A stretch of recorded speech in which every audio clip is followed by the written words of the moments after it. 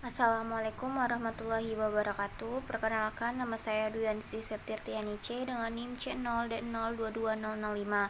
Baiklah, di sini saya akan menjelaskan materi konsep penghasilan dalam akuntansi pajak. Pengertian pajak penghasilan. Pajak penghasilan menurut Undang-Undang Nomor 17 Tahun 2000 Pasal 1 adalah pajak yang dikenakan terhadap subjek pajak atas penghasilan yang diterima atau diperolehnya dalam tahun pajak.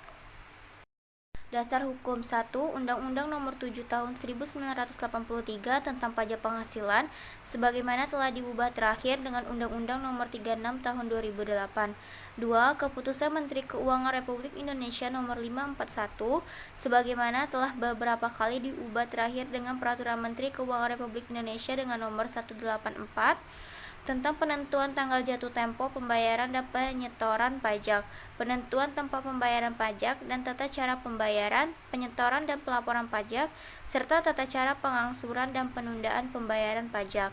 Ketiga, Peraturan Menteri Keuangan Nomor 254 tentang penetapan bagian penghasilan sehubungan dengan pekerjaan dari pegawai harian dan mingguan serta pegawai tidak tetap lainnya yang tidak dikenakan pemotongan pajak penghasilan. Yang keempat, Peraturan Direktur Jenderal Pajak Nomor 31 sebagaimana telah diubah dengan Peraturan Direktur Jenderal Pajak Nomor 57 tentang pedoman teknis tata cara pemotongan, penyetoran dan pelaporan pajak penghasilan pasal 21 atau 26.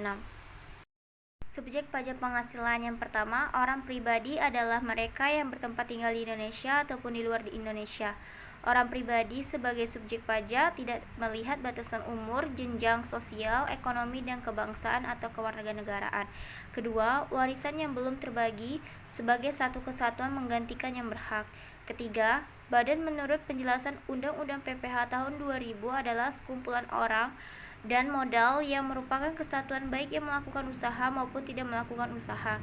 Yang keempat, bentuk usaha tetap dipergunakan oleh orang pribadi yang tidak bertempat tinggal di Indonesia atau berada di Indonesia tidak lebih dari 183 hari dalam jangka waktu 12 bulan atau badan yang telah didirikan dan tidak bertempat kedudukan di Indonesia untuk menjalankan usaha atau melakukan kegiatan di Indonesia. Jenis subjek pajak penghasilan. A. Subjek pajak dalam negeri yang dimaksud dengan subjek pajak dalam negeri pasal 2 ayat 3 Undang-Undang PPH adalah A. Orang pribadi yang bertempat tinggal di Indonesia atau orang pribadi yang berada di Indonesia lebih dari 183 hari dalam jangka waktu 12 bulan atau orang pribadi yang dalam suatu tahun pajak berada di Indonesia dan mempunyai niat untuk bertempat tinggal di Indonesia.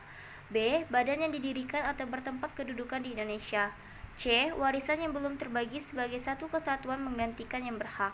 B. Subjek pajak luar negeri yang dimaksud subjek pajak luar negeri pasal 3 Undang-Undang PPH, orang pribadi yang tidak bertempat tinggal di Indonesia atau berada di Indonesia tidak lebih dari 183 hari dalam jangka waktu 12 bulan, dan badan yang tidak didirikan dan tidak bertempat kedudukan di Indonesia yang menjalankan usaha atau melakukan kegiatan melalui bentuk usaha tetap di Indonesia. B. Orang pribadi yang tidak bertempat tinggal di Indonesia atau berada di Indonesia tidak lebih dari 183 hari dalam jangka waktu 12 bulan, badan yang tidak didirikan dan tidak bertempat di kedudukan di Indonesia yang dapat menerima atau memperoleh penghasilan dari Indonesia bukan dari menjalankan usaha atau melakukan kegiatan melalui bentuk usaha tetap di Indonesia. Pengecualian subjek pajak penghasilan. Yang pertama, Badan Perwakilan Negara Asing. Yang kedua, pejabat-pejabat perwakilan diplomatik dan konsulat atau pejabat-pejabat lain dari negeri asing dan orang-orang yang bertempat tinggal bersama-sama mereka dengan syarat bukan warga negara Indonesia dan di Indonesia tidak menerima atau memperoleh penghasilan lain di luar jabatan atau pekerjaannya tersebut, serta negara yang bersangkutan memberikan perlakuan timbal balik. Ketiga, organisasi-organisasi internasional yang ditetapkan dengan keputusan Menteri Keuangan dengan syarat Indonesia menjadi anggota organisasi tersebut, tidak menjalankan usaha atau kegiatan lain untuk memperoleh penghasilan dari Indonesia selain pemberi pinjaman kepada pemerintah yang dananya berasal dari iuran para anggota. Yang keempat, penjabat-pejabat perwakilan organisasi internasional yang ditetapkan dengan keputusan Menteri Keuangan dengan syarat bukan warga negara Indonesia dan tidak menjalankan usaha atau kegiatan pekerjaan lain untuk memperoleh penghasilan di Indonesia. Objek pajak penghasilan yang pertama, penggantian atau imbalan berkenaan dengan pekerjaan atau jasa yang diterima atau diperoleh termasuk gaji, upah, tunjangan, honorarium, komisi, bonus, gratifikasi, uang pensiun atau imbalan dalam bentuk lainnya kecuali ditentukan lain dalam undang-undang. 2. Hadiah dari undian atau pekerjaan atau kegiatan dan penghargaan. Ketiga, laba usaha. Yang keempat, keuntungan karena penjualan atau karena pengalihan harta. Pertama, keuntungan karena pengalihan harta kepada perseorangan, persekutuan, dan badan lainnya. Kedua, keuntungan yang diperoleh perseorangan, persekutuan, dan badan lainnya karena pengalihan harta kepada pemegang saham, sekutu, atau anggota. Ketiga, keuntungan karena likuidasi, penggabungan, dan peleburan. Yang keempat, keuntungan karena pengalihan harta berupa hibah, bantuan, atau sumbangan kecuali yang diberikan kepada keluarga saudara dalam garis keturunan lurus dan badan keagamaan atau pengusaha kecil termasuk koperasi ditetapkan oleh Menteri Keuangan, tidak ada hubungan dengan usaha pekerjaan, kepemilikan, atau pengusahaan antara pihak-pihak yang bersangkutan. Penerimaan kembali pembayaran pajak yang telah dibebankan sebagai biaya. Keenam, bunga termasuk premium, diskonto, dan imbalan karena jaminan pengembalian utang. Ketujuh, dividen dengan nama dan dalam bentuk apapun, termasuk dividen dari perusahaan asuransi kepada pemegang polis dan pembagian sisa hasil usaha operasi.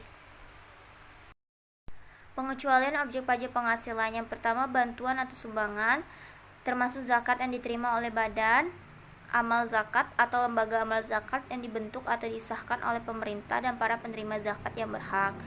Kedua, harta hibahan yang diterima oleh keluarga saudara dalam garis keturunan lurus dan oleh badan keagamaan atau badan pendidikan atau badan sosial atau pengusaha kecil termasuk koperasi yang ditetapkan oleh Menteri Keuangan. Ketiga, warisan. Yang keempat, harta termasuk setoran tunai yang diterima oleh badan sebagai pengganti saham atau sebagai pengganti penyertaan modal.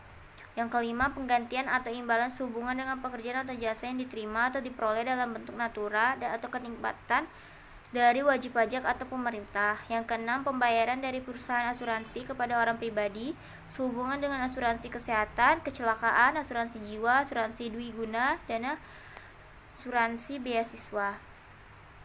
7. Dividen atau bagian laba yang diterima atau diperoleh perseorangan terbatas sebagai wajib pajak dalam negeri, koperasi, badan usaha milik negara, atau badan usaha milik daerah dari pernyataan modal pada badan usaha yang didirikan dan bertempat kedudukan di Indonesia. Kedelapan, iuran yang diterima atau diperoleh dana pensiun yang pendiriannya telah disahkan oleh Menteri Keuangan baik yang dibayar oleh pemberi kerja maupun pegawai. Kesembilan, penghasilan dari modal yang ditanamkan oleh dana pensiun dalam bidang-bidang tertentu yang ditetapkan dengan keputusan Menteri Keuangan. Kesepuluh, bagian laba yang diterima atau diperoleh perseorangan komanditer yang modalnya tidak terbagi atas saham-saham persekutuan, perkumpulan firma, dan kongsi. Kesebelas, bunga obligasi yang diterima atau diperoleh perusahaan reksadana selama 5 tahun pertama sejak pendirian perusahaan atau pemberian izin usaha. Ke-12, penghasilan yang diterima atau diperoleh perusahaan modal Ventura merupakan bagian laba dari badan usaha yang didirikan dan menjalankan usaha atau kegiatan di Indonesia. Pengenaan pajak. Untuk wajib pajak dalam negeri dan bentuk usaha tetap yang menjadi dasar pengenaan pajak adalah penghasilan kena pajak. Sementara itu, wajib pajak luar negeri adalah penghasilan bruto. Penghasilan tidak kena pajak, tarif dan cara perhitungan. Penghasilan tidak kena pajak, besarnya penghasilan tidak kena pajak berlaku mulai 1 Januari. 54 juta untuk diri wajib pajak pribadi, 4,5 juta tambahan untuk wajib pajak yang kawin, 54 juta tambahan untuk seorang istri yang penghasilannya digabung dengan penghasilan suami, 4,5 juta tambahan untuk setiap anggota keluarga saudara dan keluarga sama dengan garis keturunan lurus 1 derajat serta anak angkat yang menjadi tanggungan sepenuhnya maksimal 3 orang. B. Tarif pajak penghasilan. 1. Wajib pajak orang pribadi dalam negeri 50 juta 5%, di atas 50 juta sampai 250 juta 15%, di atas 250 juta sampai 500 juta 25%, di atas 500 juta 30%. 2. Wajib pajak badan usaha dalam negeri dalam bentuk usaha tetap. Sedangkan tarif pajak yang diterapkan untuk penghasilan kena pajak untuk wajib pajak badan dalam negeri dan bentuk usaha tetap adalah sebesar 28%. Tarif pajak yang diterapkan untuk penghasilan kena pajak untuk wajib pajak badan dalam negeri mulai berlaku sejak tahun 2010 diturunkan menjadi 25%. Wajib pajak dalam negeri bentuk perseorangan paling sedikit 40% dari jumlah keseluruhan saham. di Bursa Efek di Indonesia dan memenuhi persyaratan tertentu lainnya memperoleh tarif sebesar 5%. Wajib pajak badan dalam negeri dengan peredaran bruto sampai dengan 50 miliar mendapatkan fasilitas pengurangan tarif 50% yang dikenakan atas penghasilan kena pajak dari bagian peredaran bruto sampai dengan 4.800.000.000. C. Cara menghitung pajak penghasilan bagi wajib pajak dalam negeri dan bentuk usaha tetap setahun dihitung dengan cara mengalihkan penghasilan kena pajak dengan tarif pajak sebagaimana diatur dalam Undang-Undang PPh Pasal 17. Pajak penghasilan wajib pajak badan penghasilan kena pajak dikali tarif pasal 17, penghasilan itu dikali tarif pasal 17, penghasilan bruto dikurangi biaya diperkenakan Undang-Undang PPh kali tarif pasal 17, pajak penghasilan WP orang pribadi penghasilan kena pajak dikali tarif pasal 17. Penghasilan neto dikurang PTKP dikali tarif pasal 17. Penghasilan bruto dikurang biaya diperkenankan Undang-Undang PPh PTKP dikali tarif pasal 17. Contoh soal: Pak Kelik seorang karyawan perusahaan PTA dan masih lajang serta memiliki NPWP. Penghasilannya sebesar 100 juta. Berikut tahapan penghitungannya. Penghasilan bruto 100 juta, PTKP 54 juta. Penghasilan kena pajak 46 juta. PPh terutang tarif PPh penghasilan kena pajak 5% dikali 46 juta sama dengan 2.300.000. Kedua, PPh badan terutang. PTA merupakan wajib pajak badan yang memiliki omset atau peredaran bruto pada tahun 2020 sebesar 80 miliar dan tidak ada koreksi fiskal. Karena PTA bukan merupakan perusahaan terbuka, maka ia tidak memanfaatkan penurunan tarif PPh badan sebesar 22% tahun ini. Maka PPh terutang PTA adalah tarif PPh badan dikali jumlah omset, 25% dikali 80 miliar sama dengan 20 miliar. Contoh perhitungan PPN dan PPNB terutang. ABCD mengimpor kendaraan bermotor roda 2 dengan harga 450 juta pada September 2020. Kapasitas mesin sebesar 1.800 cc. Kendaraan bermotor ini tergolong dalam barang mewah, maka perhitungan PPN dan PPNB terutang ABCD adalah nilai PPN kendaraan. Tarif PPN dikali harga kendaraan 10% dikali 450 juta sama dengan 45 juta. Nilai PPNB kendaraan, tarif PPNB kendaraan dikali harga kendaraan 40% dikali 450 juta sama dengan 180 juta. Itulah yang dapat saya jelaskan. Lebih kurangnya saya mohon maaf. Wassalamualaikum warahmatullahi wabarakatuh.